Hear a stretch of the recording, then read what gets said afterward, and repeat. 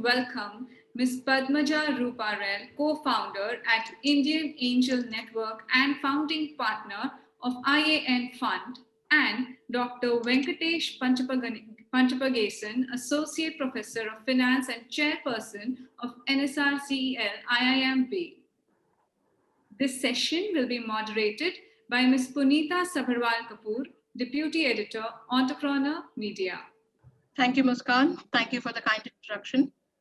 A very good afternoon, ladies and gentlemen. I am Punita Sabharwal Kapoor, Deputy Editor, Entrepreneur Media India. I'm really glad to be moderating this session with two veterans of the startup ecosystem in India who can very well share their thoughts on the two extremes, one which is studying entrepreneurship in a B school, and the other is working with startup founders at idea stage.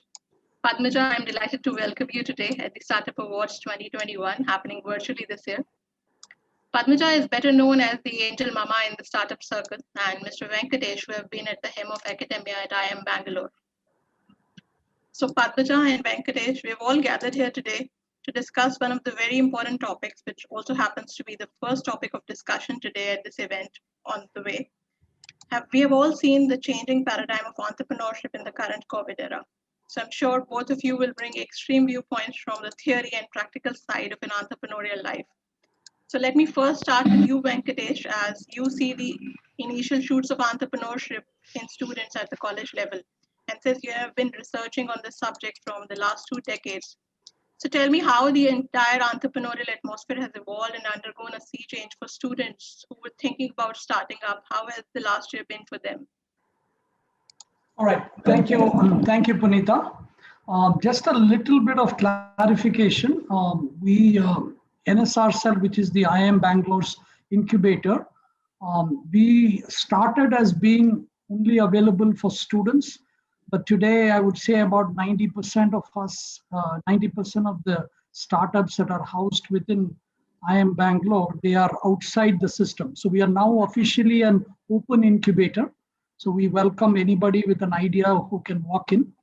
And now back to the question.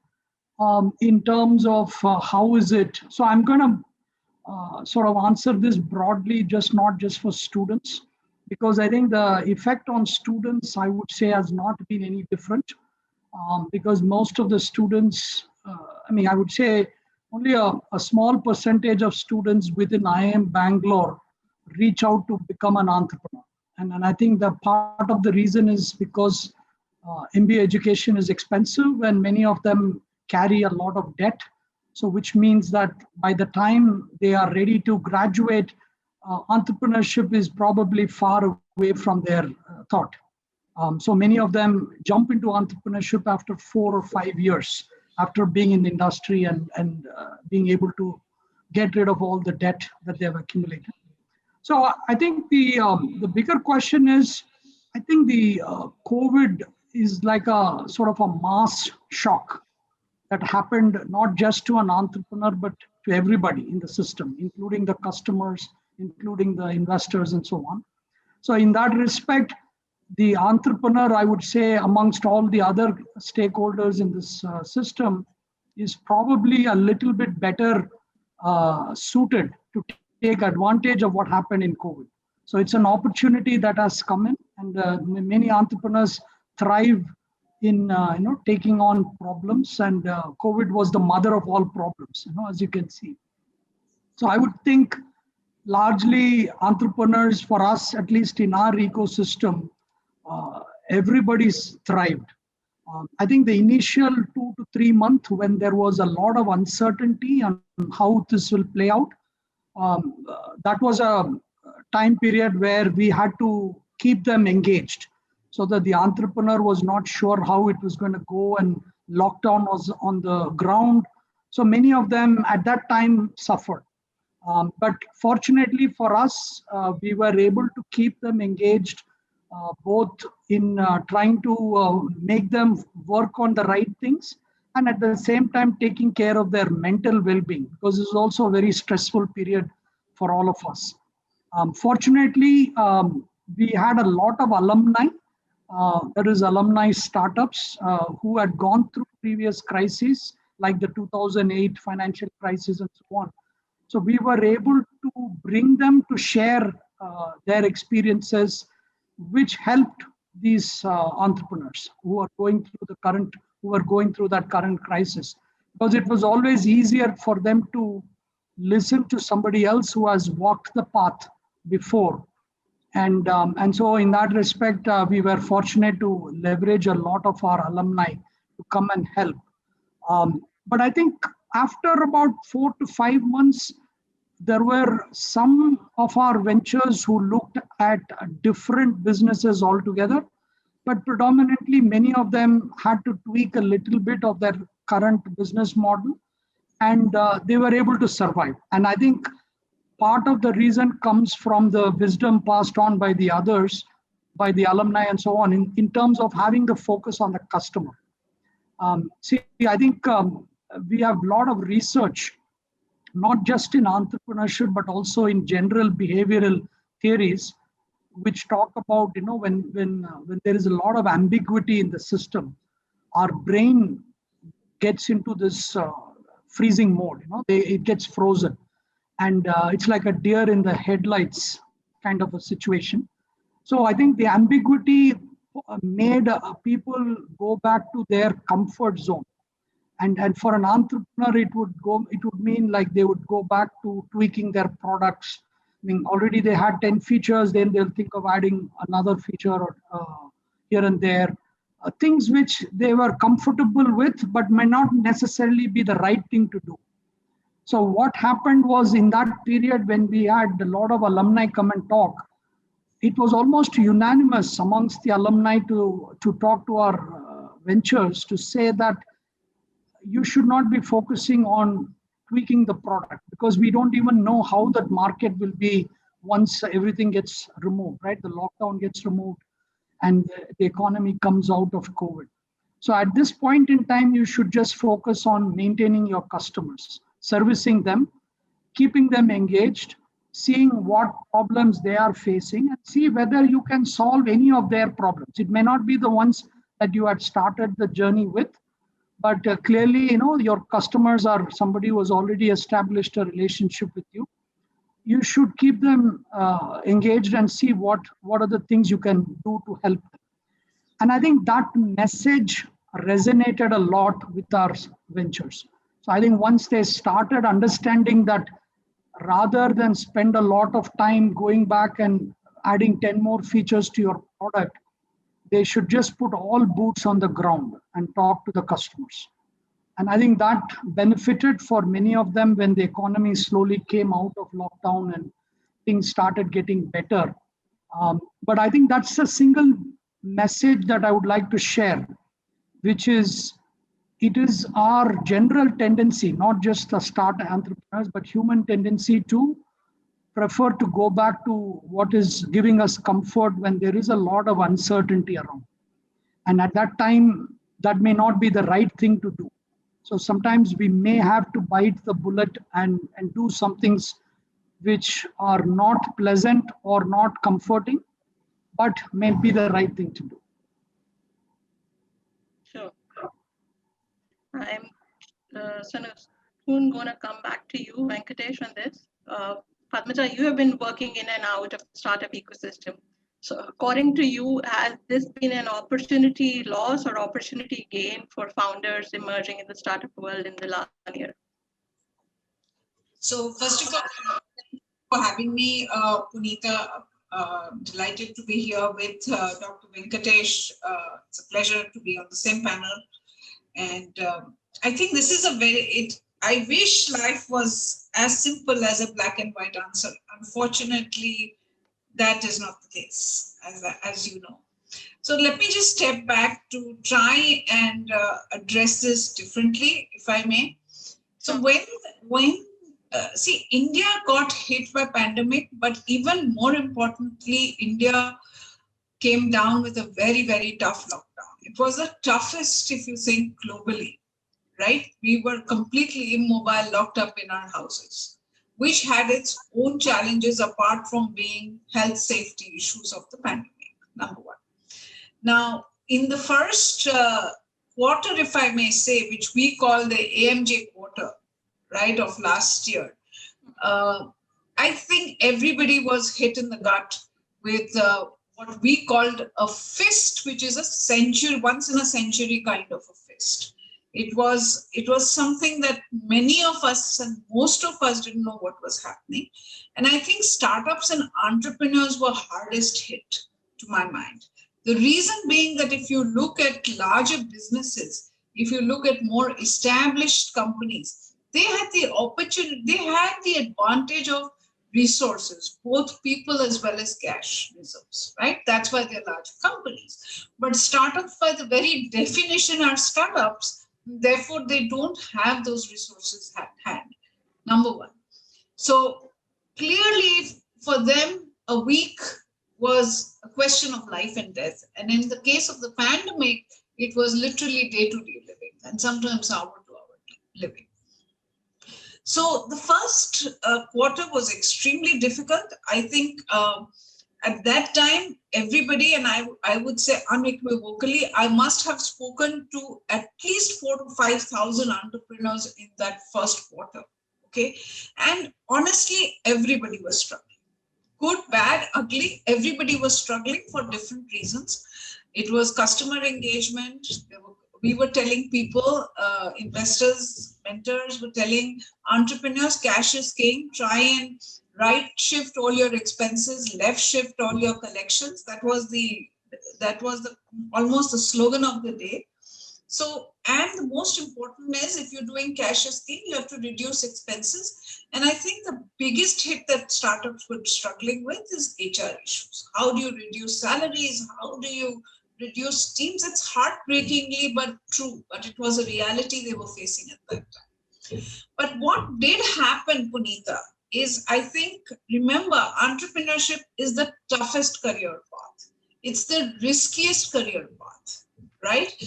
And the pandemic almost overemphasized and underlined that fact. So if I look back today, and I must say this is wisdom from hindsight, I don't think I saw this then for sure. I think there were almost 3 types of businesses that we were looking at, if I bucket them today. One which could not walk through the COVID tunnel, and many of them didn't, to be honest with you. And I think if I go back to a lot of conversations I had, I think the conversations were really to handhold them out of their business, right? How do you close down? How do you handle things? Don't worry, you'll restart. All of those things are important. So I think that was one bucket of people that I think I spoke to. And I'm giving you my on-ground experience. I'm sharing that with you, Punita. Okay. The second piece are those who could stand through the COVID tunnel but struggled. Okay, so they sort of came out sometime in, let's say, September, if I take the end of next quarter, which is jazz quarter, right? July, August, September quarter, we could clearly see that these guys would survive, but they'll struggle. Okay, and there was a lot of hand-holding we had to do to say, listen, what more can you do? Can you create, for instance, we had a company which was in which was in products of healthcare, and we said, start quickly something on the sanitizer side, start quickly something on the mask side, start things like that, because it will start getting you revenues. You'll start getting cash into the company, and you can go back to your product or do whatever. So those sort of companies, you sort of helped them to just quickly do some short-term cash revenue earning kind of models. And I must say, many of them did that and they survived. I mean, even if you look at some larger companies, they did that, right? Some of the boutiques I know in Bombay who have moved to really kirana, grocery items instead of clothes. So I think that is the way you survive, and that's where your survival instinct has to play out. Okay. So to my mind, that is the second piece. The third piece, I think, are the ones who leveraged the COVID situation, the lockdown situation. The fact that you were socially distanced, the fact that you had to have touchless mechanics, right? the fact that technology infrastructure became the highway of connecting the country, right? Rather than the roads and the trains and the flights, those were they were not there, they were not working. So it was really the fourth infrastructure highway which worked, which was the technology infrastructure. So many of the companies that we were looking at and which are in our portfolio did 2 or 3 things. And let me give you 3 broad examples just to make it a little alive for you and the audience. Number one, the companies which were already in the online space, which were already leveraging deep tech, ML, online space, they scaled dramatically. They just went into sectors, because suddenly if you look at just as an example, the edutech space, they broke into some of the majors of edutech and built customer revenues. And secondly, the geographic boundaries broke down. Remember, with technology highway, there's no political geographic boundaries. You can just reach the world on sitting in your house, sitting on the screen, right? So that was one category of companies like WebEngage that went gung-ho. There are a second category of companies in that bucket, which were offline companies. Did their companies pause? Yes, they did. Honestly, they did. There were offline education companies. They paused, like Furtado School of Music.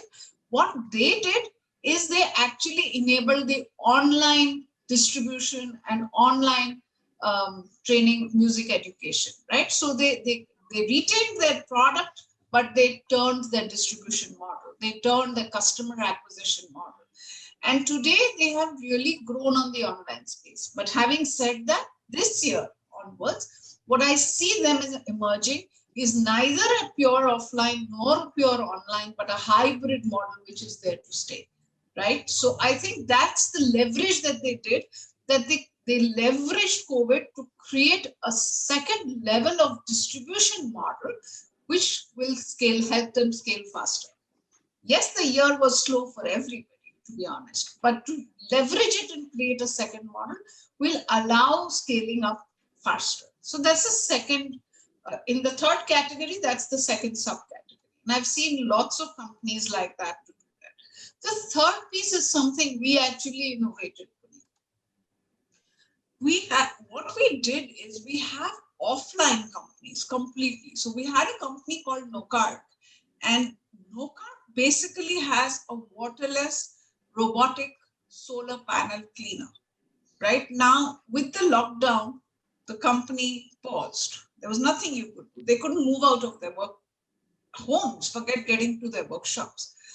What they actually did, and I must grant this actually to the founders who came up with this brilliant idea. They were powerful engineers, and they came up to say that we want to create a world-class, cost-effective ventilator. If you remember, on the 25th or 26th of March last year, the Honorable Prime Minister had given a clarion call for ventilators. The country had a problem on ventilators, right? We didn't have enough. And this team actually started to conceptualize this ventilator.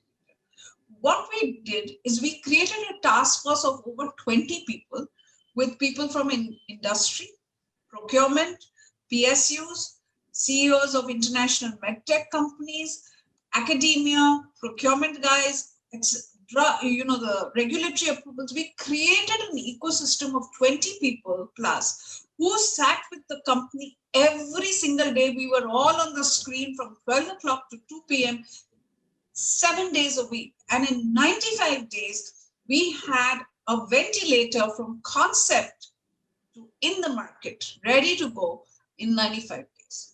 Wow. Because we had just created this whole ecosystem and driven everybody to multitask at different levels. Okay.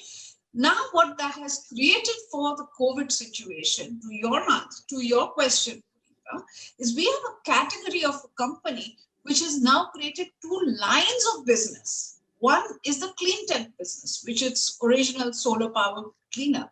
And it has the second line of business, which is the medtech business. They then create the HFNC. They've now created the next level of, next version of the ventilator.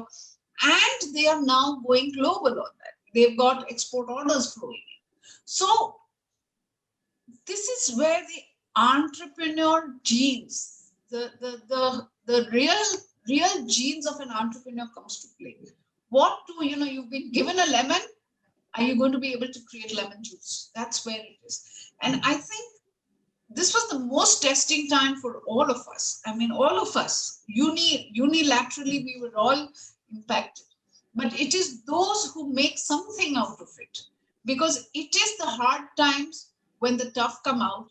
It is, if you look at history, year on year, 2008, 2000, go back in history, every time there is a depression, every time there is a crisis in the world, the most valuable companies come out. And I don't mean valuable only by valuation. Those that create valuable impact for people in the world, those are where the companies come out. So honestly, for me, if you ask me, was 2020 a tough year? It was. But I think it was a year for the tough. I'll stop there. Sure. Thanks, Padmaja. I'll come back to you with more on this. So Venkatesh, this also reminds me with one of your quotes wherein you mentioned, okay, somebody might have started a business with the thought of creating orange juice, and now is the time when they pivot to making it into a lemon juice venture. So what kind of pivots did you actually see, and what was the pedigree of entrepreneurs which came at the incubation cell last year, and did you see them changing their business model during the course of time? Yeah, so before I answer that question, I just want to address one of the things that Padmaja raised. See, we, of course, we saw only a sliver of the ecosystem, right? We have about 200 plus startups in any particular point in time. And see, what I thought when she talked about the tough, right, the year of the tough, I think it is about the mindset of the entrepreneur. So, for example, it is very, very unlikely that an entrepreneur will go through his or her journey without any challenges. And the question is, how do you deal with the challenge, and what sort of things you'll have to take as in terms of decisions. And I think what we have been able to witness with our own startups is that people literally rolled up their sleeves. So if they had to cut down people, they had to cut down people. But of course, that was one of their last resorts. If they had to break down, in terms of expenses, like she was saying, minimize the footprint, conserve cash, everything that was not easy or that they did not plan for. And many of the times these people are doing it for the first time in their venture. They were willing to do it because they wanted to be in the journey. And I think that mindset of being an entrepreneur was not shaken by COVID, at least from the people that we had witnessed. So they were keen to continue the journey. They were also not sure how it would play out. They did not have the hindsight that the economy will pick up. But at the same time, they were very clear that they were not going to go without a fight. They were not going to drop it and move on. In fact, out of all the people in our system, there was only one entrepreneur who had to shut down. And that too because of some personal reasons. But otherwise, every one of us, every one of the ventures in our stable survived, and they are now reasonably healthy as well. So now coming back to your question in terms of the pivots, and I think as Padmaja pointed out, the immediate pivot was all around COVID-related solutions. So we also had a lot of people went into PPE manufacture, the whole range of needs, medical needs that came out. So many of the product-based companies, they pivoted there. Some of our agriculture, startups, they moved because they had the connects with farmers. They decided that, at that time, there was a whole lot of delivery of groceries to apartment complexes and so on. Many of them completely dropped their original agri business, but leveraged their connects with farmers, and they brought products back to the city. So that was, and then again, the nice thing about an ecosystem like IIM Bangalore was many of them, there were a lot of synergies between these entrepreneurs within our own system. So because we had created many events to keep them engaged, they realized the potential of collaborating. And so, for example, one of our agri startup which became delivery for farm produce to the apartment complex used one of another auto-based startups tech system, in order to be able to collect the orders, and develop the interface with the customers. So these are things where decisions have to be taken on the fly, and it is not like they had the luxury of trying different things. They had to jump in quickly. But the best part of it is that they enjoyed the journey. So they were very clear they wanted to do the journey. So, but in terms of, so once that initial COVID-related solutions got stabilized, and then actually it ended up being oversupply. A lot of people started doing it, and therefore the benefits started thinning down. What we found was people started looking at the world differently. And I think some of the things that Padmaja mentioned about education, spaces which suddenly opened up, right? Because there was a mass acceptance of solutions which were not there before. So for example, now a lot of parents were willing to do online education for their children. They were willing to take allow their students to take online courses. They wanted to engage the children. For example, a whole lot of startups started providing games or some sort of ways in which the children are occupied, so that because everybody is locked up, so they did not know what to do. So the parents had to rely on a whole lot of these products. So there were also people for even simple things like people who are doing pujas.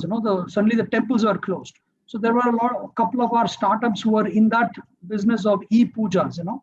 So they were able to leverage that, the fact that people were also not wanting to completely shut down their religious pursuits.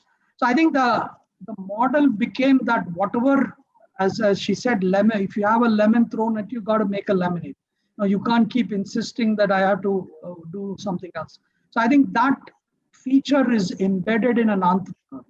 And I think it is in a way good that some entrepreneurs had to exit, because these are challenges that are bound to come, whether it was today or tomorrow, it is bound to come for an entrepreneur. They have to make these calls, and people who are not comfortable with it cannot survive in the journey for a long time.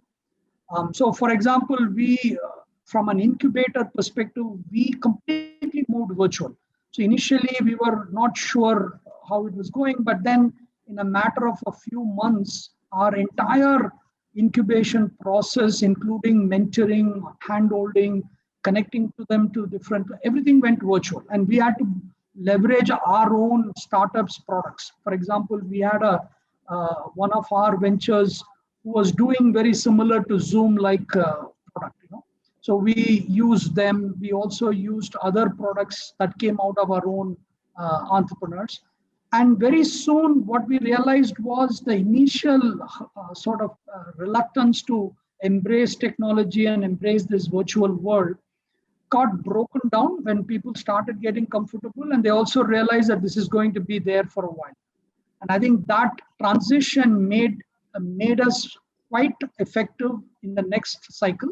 So from September onwards, when we started opening up our programs virtually, we no longer became Bangalore centric. And again, that's the geography barriers that got broken down that Padmaja was talking about. And so we had a women startup program which attracted 10,000 applications. And almost every state and union territory was covered in a big way. So we absolutely did not anticipate the demand for people in this time to come up and say, look, I want to try entrepreneurship at this time because there's so many opportunities. And since I'm anyway stuck, this is a nice time for me to do something different. And I think that experience of being virtual, and then today we are doing it pan-India, tomorrow we could literally do it globally, makes us feel like, this is a significant advantage that COVID has thrown to us. It is not by design, but it is almost coincidental that the world is going to benefit significantly with this, the transition into the virtual space. Not that everything will go virtual. including in IIM itself, our classrooms have become hybrid. I mean, we can't do completely in-class sessions all the time. But I think the knowledge that virtual is available and you can actually leverage in terms of certain things makes us believe that now the world is our marketplace. Sure, that's a good point. So Padmaja, this also brings me to the thought that IIN did its pitches weekly on a virtual basis. So what kind of learning you had while interacting with entrepreneurs in a virtual world, and I mean, where you would judge a founder and his idea? I mean, how would you do that on a virtual basis? Good question, actually. Very good question and a tough one to respond, but let me try. So you're right. You're absolutely right. We went virtual in the first week of lockdown itself. What happened actually is very interesting. By the end of April, we were flooded with business plans, literally. Okay.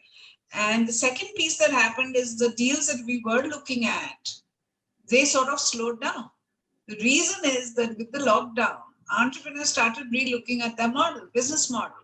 So they said, listen, hold on, we'll come back to you. Okay, so we had literally two kinds of buckets floating in our system, number one.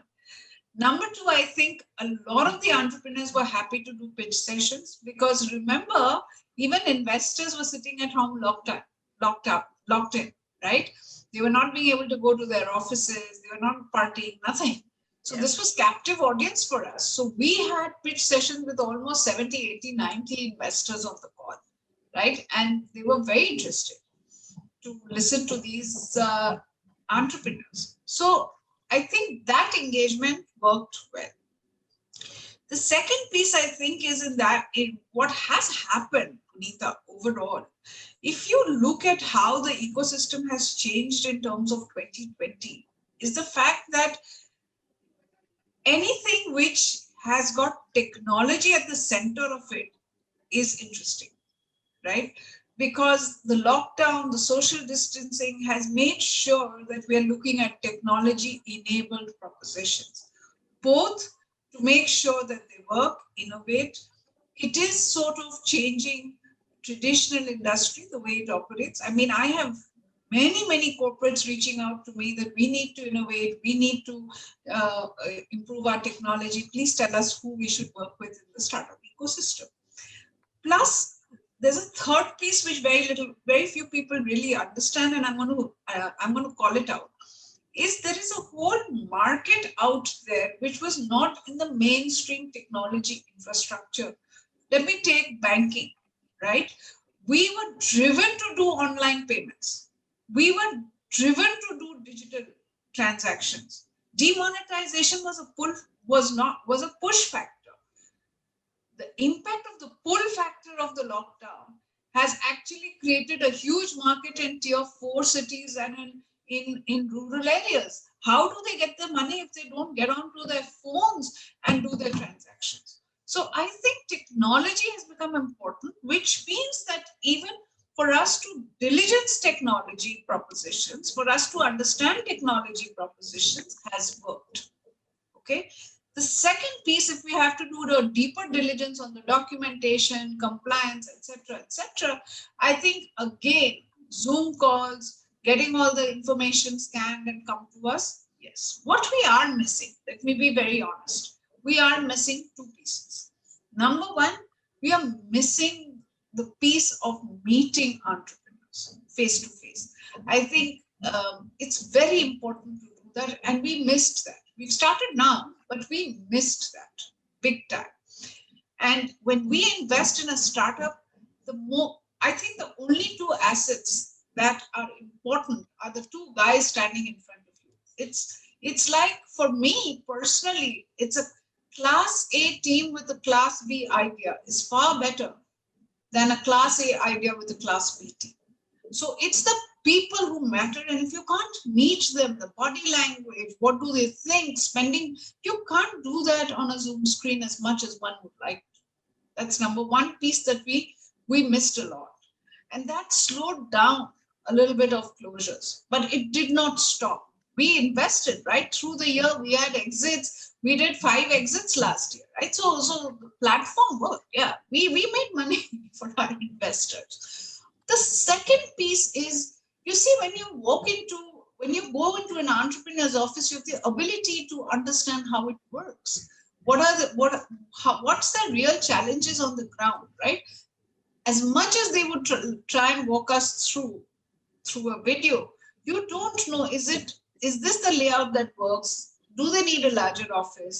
Do they need different kind of equipment? Who's a neighbor which is going to actually, I mean, I know I've told an entrepreneur, try and get something larger because you're going to expand in the next 6 to 8 months, right? So these kind of things occur to you when you walk through the office. So some on-ground stuff, some real interactions we missed.